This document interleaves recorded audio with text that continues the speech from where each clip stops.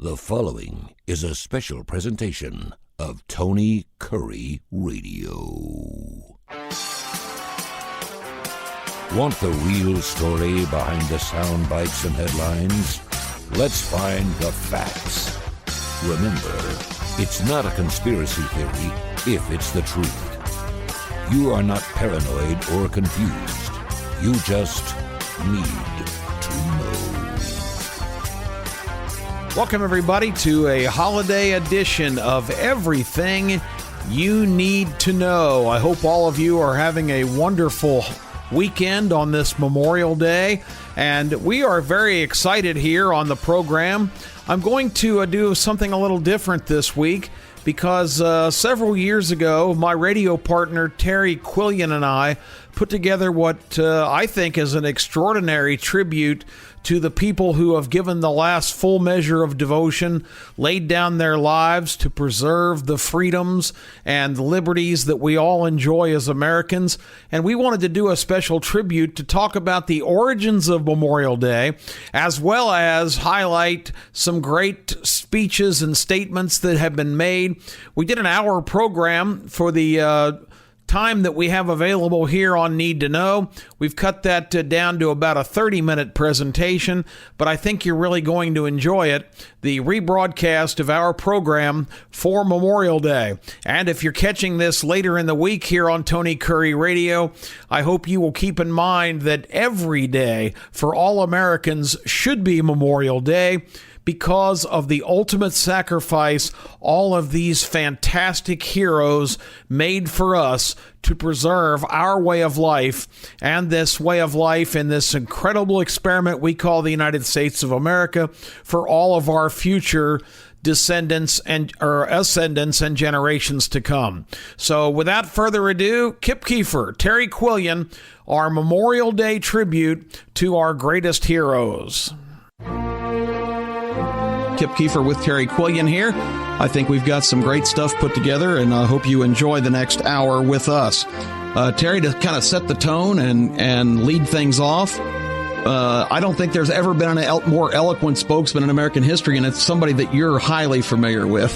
If we get to start with, as Margaret Thatcher called him, the Great Liberator, Ronald Reagan, the Gipper, whatever we want to call him, he's still the guy responsible for liberating almost an entire continent in Europe from behind the Iron Curtain, excuse me, and restoring our country's military, and I think really restoring the feelings of patriotism on the part of a lot of Americans.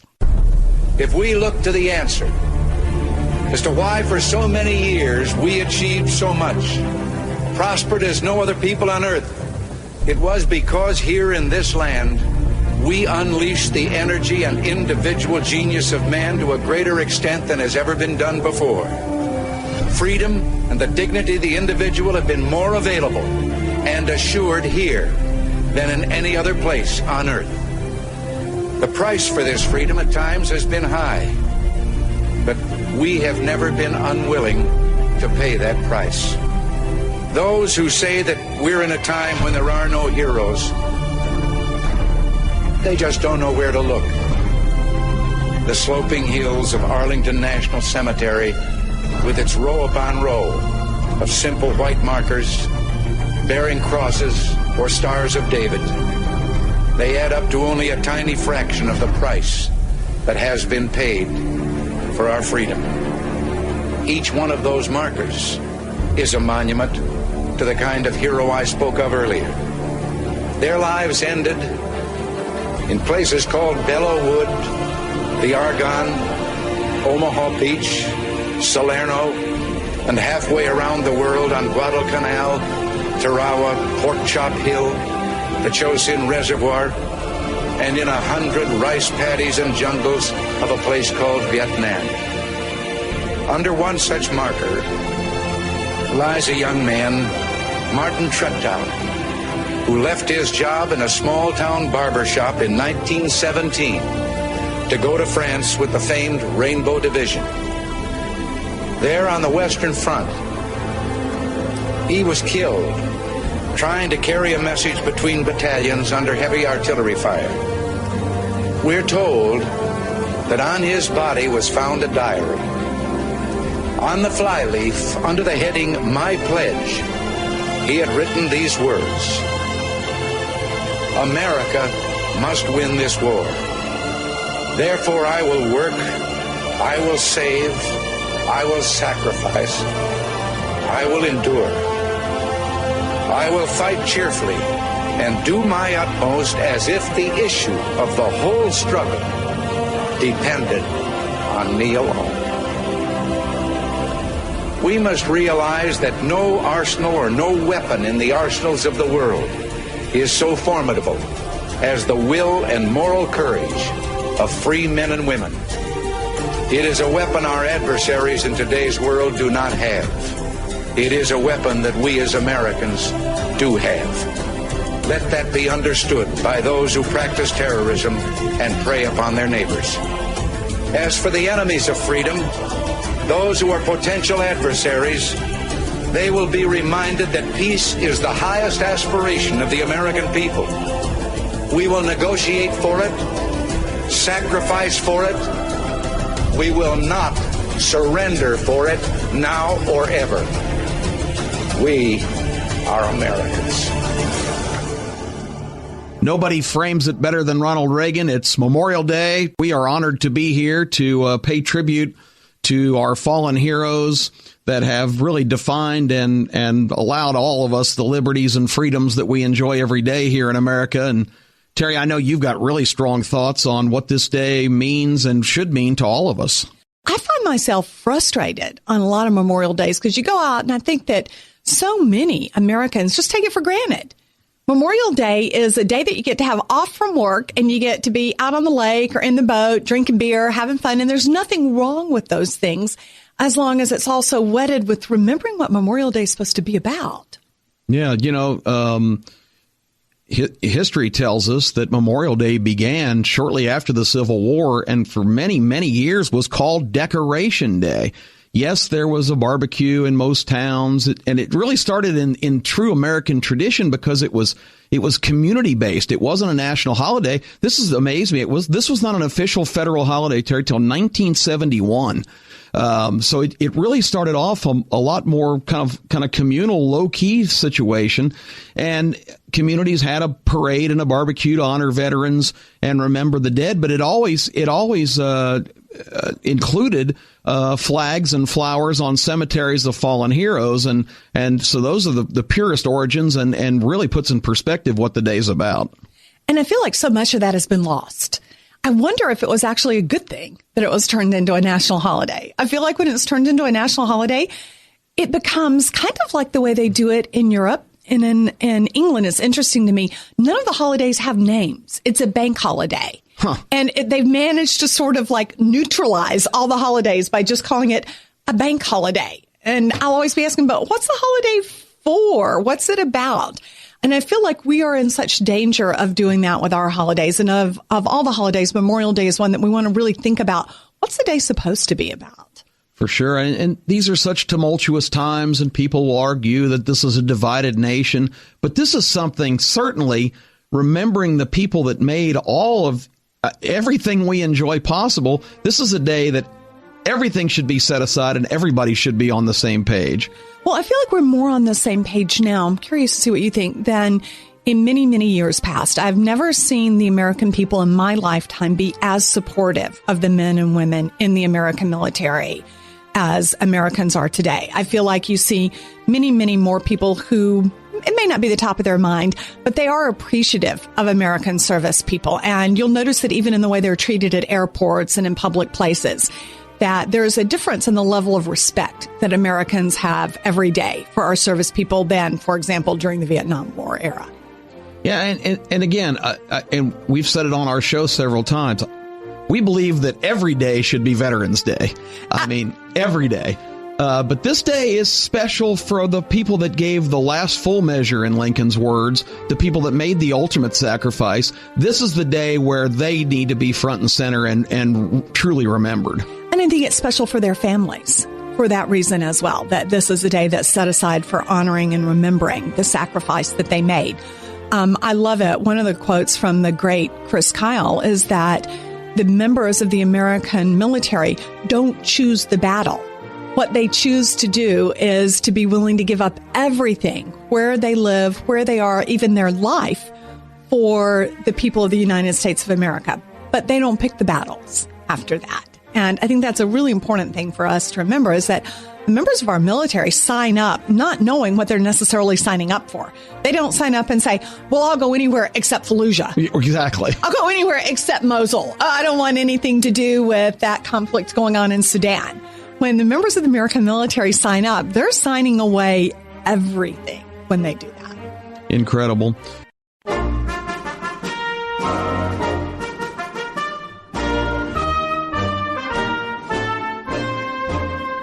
Hope you're having a wonderful Memorial Day and are taking time to reflect on all of the wonderful things that being an American entail, including remembering our fallen heroes that we're honoring here today.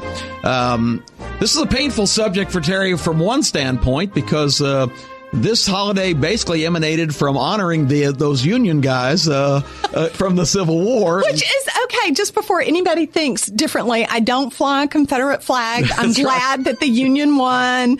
I don't want to put me in that bucket. I'm not one of those people. Yeah, I checked Terry's car when she pulled in it. She does not have a forget hell bumper sticker. I do not. I'm not in that bucket. However, I can't help it. I feel like I can't help but know it's a Yankee holiday. Yeah, that's how it started. It is. That's how it started. That's for sure, because so much of what became Decoration Day began on November 19th, 1863, in a quaint little Pennsylvania town called Gettysburg.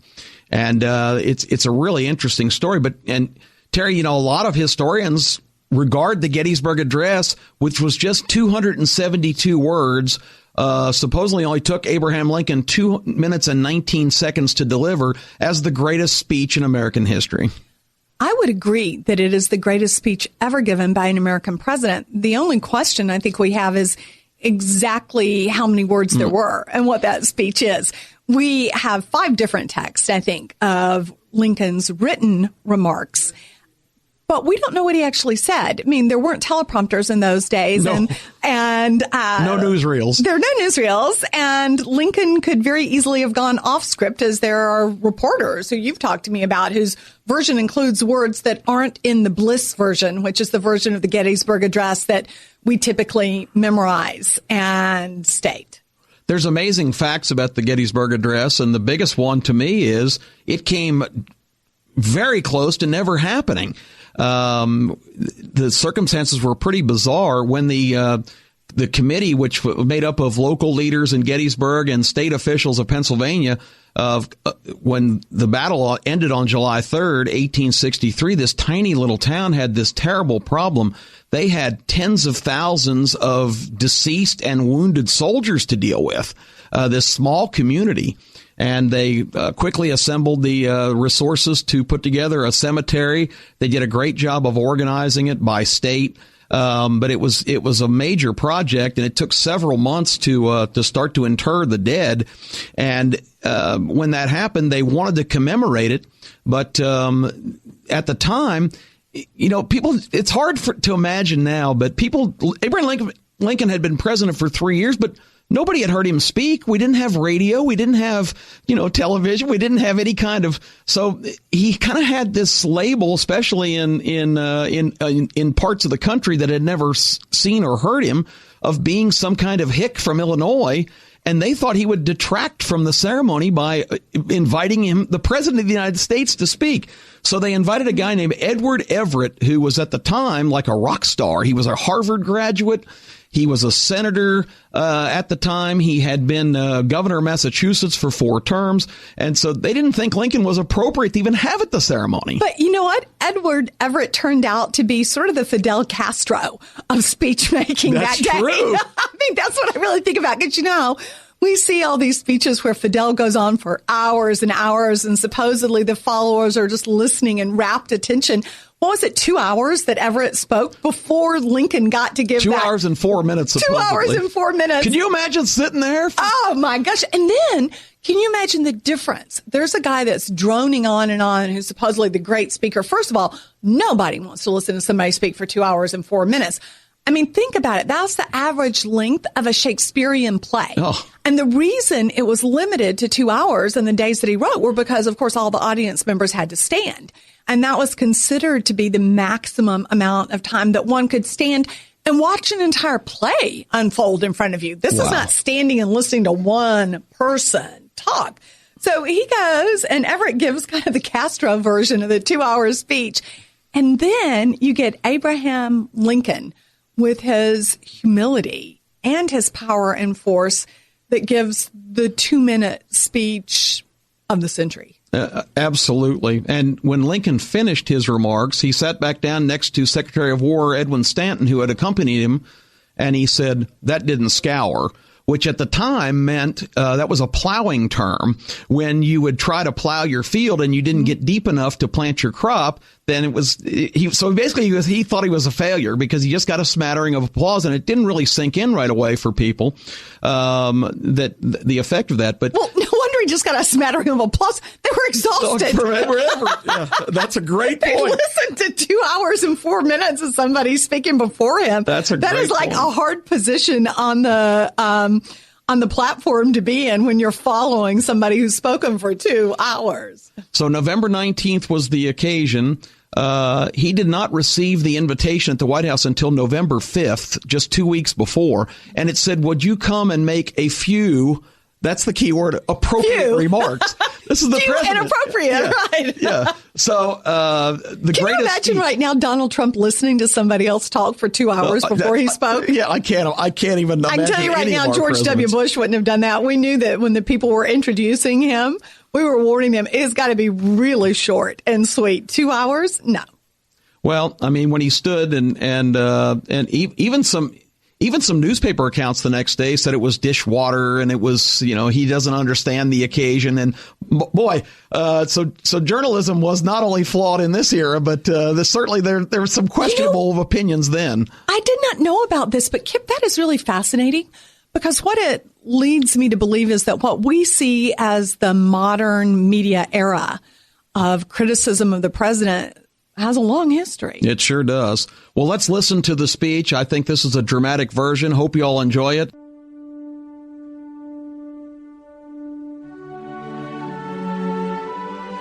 "407 years ago, our fathers brought forth on this continent a new nation, conceived in liberty and dedicated to the proposition that all men are created equal.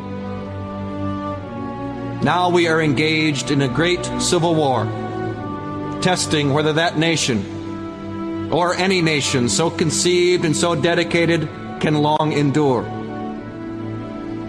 We are met on a great battlefield of that war. We have come to dedicate a portion of that field as a final resting place for those who here gave their lives that that nation might live. It is altogether fitting and proper that we should do this. But in a larger sense, we cannot dedicate, we cannot consecrate, we cannot hallow this ground. The brave men, living and dead, who struggled here, have consecrated it far above our poor power to add or detract. The world will little note nor long remember what we say here, but it can never forget what they did here. It is for us, the living, rather, to be dedicated here to the unfinished work which they who fought here have thus far so nobly advanced.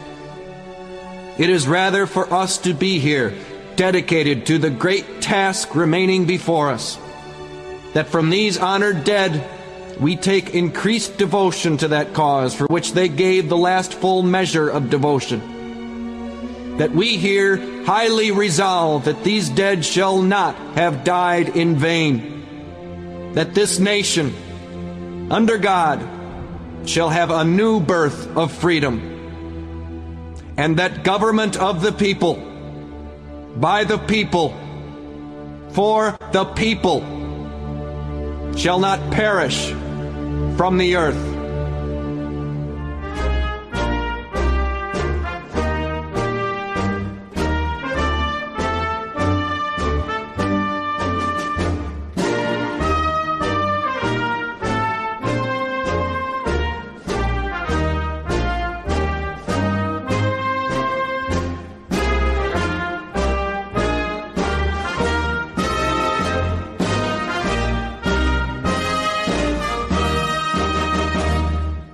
This has been a special presentation of Tony Kurre Radio.